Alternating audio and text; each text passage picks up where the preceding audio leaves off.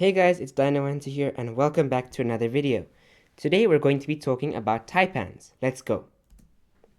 There are three species of taipan that are all in the Oxyuranus genus. These are elapids, which are almost all highly venomous snakes with fixed front fangs. They are endemic meaning that they only live to Australia and Papua New Guinea. Taipans are fast moving and all highly venomous, all being one of, and one is the most, venomous snakes that we know of. So here are the species of taipan. First is the inland taipan, and this is, drop for drop, the most venomous snake on the planet. Inland taipans are endemic to semi-arid regions in Australia. They are often found in black soil plains where the borders of Queensland and South Australia meet. They are extremely fast and agile and can strike with great accuracy. However, they tend to be very calm and will not bite unless they are provoked. They would much prefer to get away from danger. Because it lives in remote places, it rarely comes into contact with humans, and when it does, its calm temperament leads it to not bite many humans. This is why it is not considered the deadliest snake in the world, as it does not cause many human fatalities. In fact, it is believed that there have never been any recorded fatalities from an inland taipan bite. Inland taipans get from 1.8 to 2.5 meters, that's 5.9 to 8.2 feet in length. They can change color seasonally, becoming lighter during the summer and darker during winter. This assists in thermoregulation, allowing the snake to absorb more heat during the cold winter.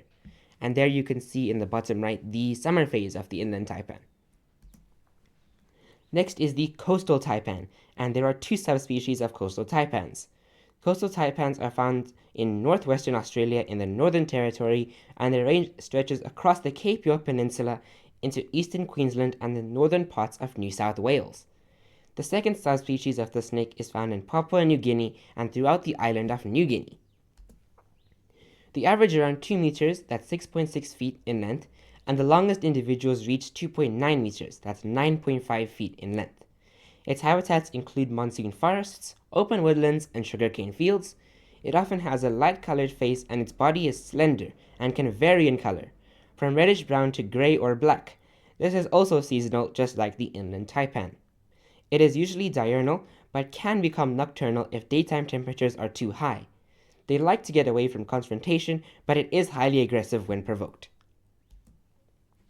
Next is the Central Ranges taipan, and it is also called the Western Desert taipan. This snake is found in hot and arid habitats where the Northern Territory, Western Australia, and South Australia intersect. Not much is known about the species, and we need to study it further to learn more about it. The first taipan of this species to be discovered was immature, so we don't know how big they can get. It was the first new taipan discovery in 125 years. Now let's talk about the venom that each of these species has. First is the inland taipan, and the inland taipan venom is mainly neurotoxic. That means that it affects the nervous system. But snake venom is a complex mix that is produced for their specific needs.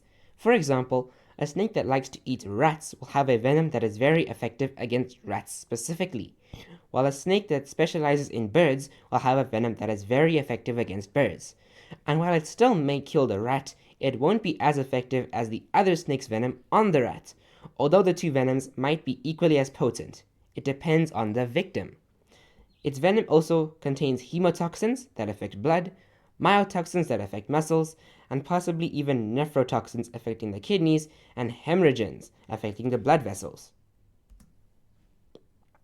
An average venom yield from an inland taipan is 44 milligrams, and the maximum dose is around 110 milligrams. This is relatively small compared to other venomous snakes and even the other taipans. The median lethal dose for mice is around 0.025 milligrams, which is ridiculously low, with it being 4 times as toxic as the coastal taipan. On average, one bite of inland taipan venom would be enough to kill around 100 people.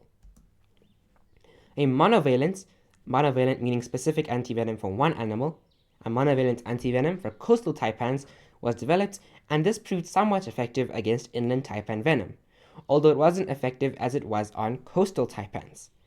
Then finally, a polyvalent antivenom, that's antivenom that is effective on multiple animals, was made, which has cross coverage over any unidentified snake in Australia. The inland taipan's venom also contains some hyaluronidase enzymes that increase the rates of absorption of the venom. Next is the coastal taipan, and the coastal taipan's venom is considered the third most potent terrestrial snake, behind the eastern brown snake and the inland taipan. The average venom yield is 120 milligrams, with the maximum being 400 milligrams.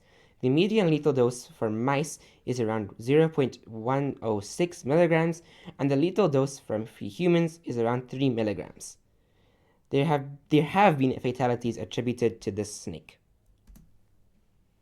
The coastal taipan's venom contains a taikatoxin.